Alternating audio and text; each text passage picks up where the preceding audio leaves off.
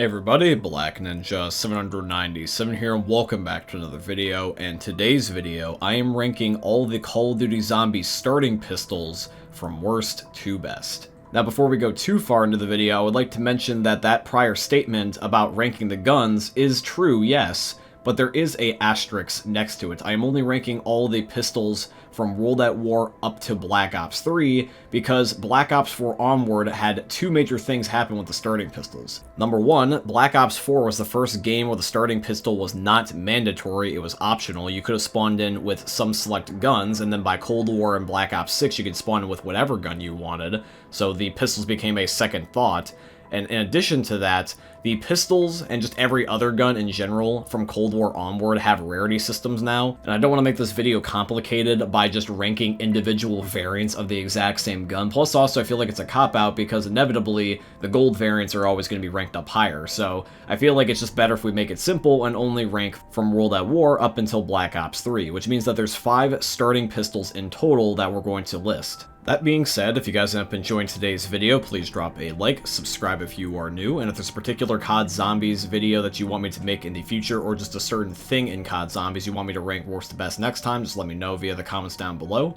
But yeah guys, let's now rank every starting pistol in COD Zombies. Coming in at last place is the M1911. Hold on before you murder me. I want to preface this is the World at War 1 specifically. This is not the M1911 as a whole, okay? Let me explain. The World at War M1911 specifically is not going to become the Mustang and Sally when you pack-a-punch it, but instead it becomes this thing right here, the C3000 BH35, which I love that name, by the way. That's one of my favorite things about World at War. But yes, this is not exactly the Mustang and Sally's. It functions similar to it, though. It is a grenade launcher pistol and it will blow things up, but it's only in a singular pistol form instead of a dual pistol form, and it's technically in World at War, which means that there's no PhD flopper, and Pack-a-Punch only exists on Darius, which means that only one map of 4 in all of World at War, this gun is usable past like round 4. Now don't get me wrong, this gun is fun, it's also really powerful, but I'm not going to be using it on Darius. I'm going to get the PPSH, I'm going to get the Browning, or I'm going to get the ray gun, or just anything else besides this thing. Because unfortunately, unlike the other starting pistols, when World at War was just getting good, it just ended, and so that means that a majority of the really good things are not going to be in this game, they're going to be in the Black Ops games. Speaking of the Black Ops games, let's move on to one of them. We're going to move on to Black Ops 3, and this one is going to be the MR6. Now the MR6 is more like the Mustang and Sally's than the World at War M1911 is, because the Mustang and Sally's are dual-wield, and so is the MR6. Now, unlike World at War, Black Ops 3 does have a lot more options, because in Black Ops 3, even though there is no PhD flopper, unfortunately, there is still at least Danger Closest, which is the gobblegum that's supposed to mimic PhD because you don't take explosive damage.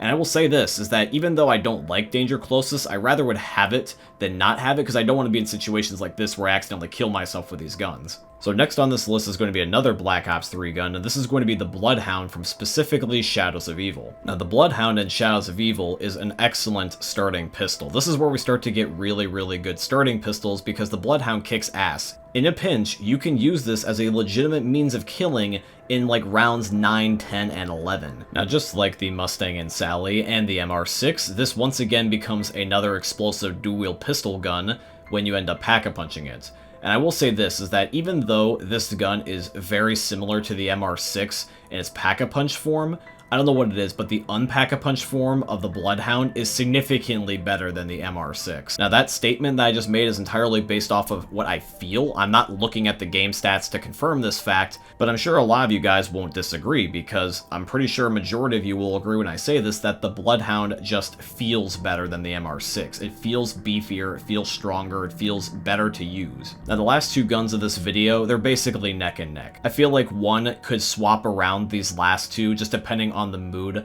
of the given day. So what I'm going to do is I'm going to rank them based off of how I prefer them personally, and then I'm going to explain why that the guns could be swapped for some of you, because it depends on the circumstances of how you play. Coming in at the second place spot is going to be the Mauser from Origins. Unlike the last two variants of guns that we just talked about, the Mauser is unique because instead of becoming a dual-wield explosive gun, it instead just becomes a ray gun of some kind because it is extremely powerful and basically destroys everything, which is like 1 or 2 shots.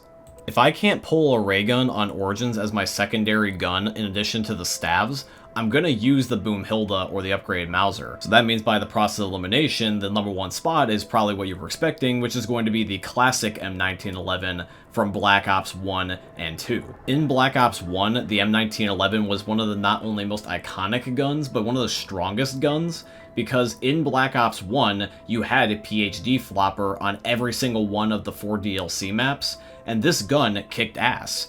If you shot at the floor and just spammed, every zombie immediately just evaporates and Thanosnap dies. Now, even though we didn't get PhD Flopper in Black Ops 2 as a perk, we did get some exceptions here or there, such as getting a Mob of the Dead Grief and a perma perk in Buried. I know we did get it in Origins, but we had the Mauser at that point, and because the Mauser doesn't have explosive bullets, it really wasn't relevant to use. But regardless of how useful you felt PhD Flopper was in Black Ops 2, it still did exist. And in Black Ops 2, in my opinion, at least on Buried, you can get PhD relatively easy, and if you lose it, you can also get it back relatively easy. So it was still there for the most part, at least on one map. Now, depending on your mood of the given day, I feel like one could swap out the M1911 and the Mauser quite easily. Something that I would like to point out is that the Mauser is the only gun of the 5 in this entire list that can be double pack-a-punch, which means that you can put on Blast Furnace, Dead Wire, etc. You can't do this to any of the explosive pistols in Black Ops 3, the MR6, the Bloodhound, or the M1911. Let's say that somebody wanted to get a high round in Black Ops 3, but they didn't want to use gobblegums, or they just wanted to be really picky about their ammo usage. They could put an alternate ammo type on the Mauser, and then just time it so that way it one-shots indefinitely, whereas with all the explosive dual-wield guns, you can't do that. But at the end of the day, all this is just my opinion, so let me know if you agree or disagree in the comments down below. But yeah, guys, that is it here for today's video, and I do truly hope you guys ended up enjoying it. And if you did, please consider dropping a like, comment, subscribe, follow, and all the beautiful stuff. And if you guys want to see me rank a specific thing next time, just leave it here in the comments down below. As a wrap of the video, guys, I want to mention 2 quick things. Number 1, I have a second YouTube channel now. It is called Black Ninja 797 Extras, and on this channel, I'll be uploading and posting additional content that you would normally not see here on my main channel, such as gameplay walkthroughs and funny moments with my friends. If you guys want to check out the second channel, there is a link down below in this video's description. I also want to say thank you and shout out to Epic Games for being my first ever sponsor. I have a supporter creator code with them, and the code is just my name, Black Ninja 797 in all caps. And if you guys want to, you can use it in the Fortnite and Epic Games item shops. Anybody that uses my code or has used it before in the past, I tremendously appreciate you. And yeah, guys, all that being said, I hope you end up enjoying seeing another YouTube video for the most unique YouTubers are ever going to see. Thanks for watching, guys. I love all of you, and peace out. Hey, meme lords, Jesus here, and you better have enjoyed that video there by the eternal god Daddy Ninja. You should probably subscribe too, or the mighty Moab will come for your balls. If you enjoyed the video, you might like it too, and give me the memes. Flash, bang, boom!